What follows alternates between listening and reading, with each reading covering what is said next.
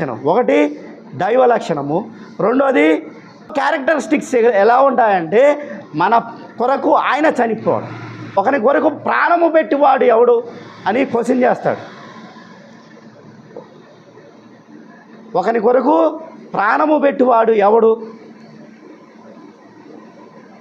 నా ఫ్రెండు కోసం నేను ప్రాణము చనిపోయేంత స్థాయి అయితే ఉండదు, కానీ ఆయన కోసం పోట్లాడగలను, ఆయన కోసం ఏదైనా చేయగలను. కానీ ప్రాణం ఇచ్చేంత గొప్ప ప్రేమ అయితే నాలో ఉండకపోవచ్చు. అప్పుడు వచ్చేలకి నన్ను ఎవరో ఒకళ్ళు వెనక్కి లాగొచ్చు.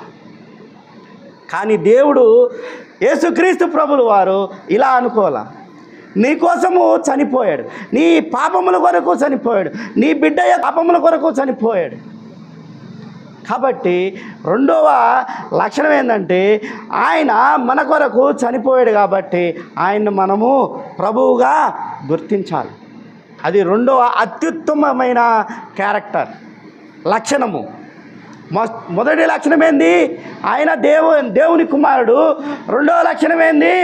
ఆయన పాపముల కొరకు చనిపోయాడు. అది ఒక రెండవ అత్యుత్తమ లక్షణం.